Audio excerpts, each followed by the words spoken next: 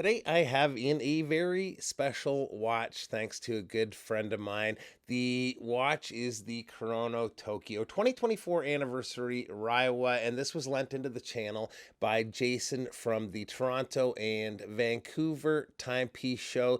Jason is also a brand owner. He owns Zenea watches, so you'll usually see him out and about with a Zenea on wrist, but he is also an avid collector. So big thanks to him for lending this in. But let's get to it and check out the watch.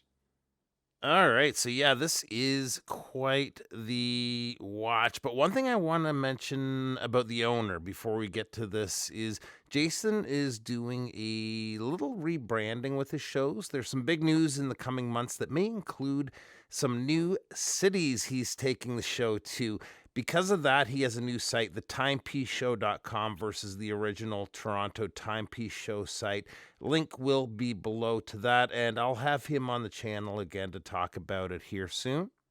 To the watch here, though, and if you're not familiar with Kurono Tokyo, it's sort of a sub brand for the world renowned Japanese watchmaker Hajime Asaoka. He makes incredible watches that are way outside my budget and decided to make some more accessible pieces in terms of price under the Kurono Tokyo brand. I say accessible, but their watches usually sell very fast and are usually, from my understanding, offered during a set pre order period. This model is sold out, but this was just too good not to show you. So we have to start with the dial here, which is a whole experience in itself to see in person. The inner dial is a deep inky black. It's a black lacquer, and man, it is gorgeous. The silver print work is razor sharp, and the black lacquer area is surrounded by the metallic lapis green outer area, which is a bit of a chameleon and changes its look and color quite a bit depending on the lighting. The hour markers are applied, and the finish work is next level, including the hands. They look like they could cut through paper, and the hands are actually hand bent to match the curvature of the dial. One thing you might notice is if I turn the watch towards me, we're losing those hands.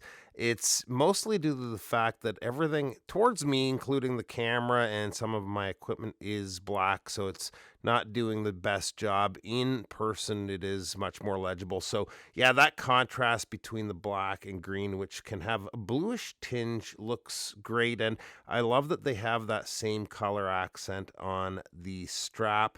The strap is quite nice with two keepers that also have that color accent on the edge. The buckle is fairly simple but well done in terms of design and has a mirror finish. So, yeah, very nice looking on the watch. Same as the buckle, the case has that mirror high polish finish, and it looks the part here as a whole package with the dial. It's so well finished on my camera when I'm shooting macro clips. I can crop way in to get good focus. Normally, there's at least some sort of fine grain or an edge to really get that focus, but because the finish was so borderline flawless, it was tricky to do. The case back is a screw down case back, and under the hood is the Miyota 90S5, and that may come as a surprise for a watch at this price point.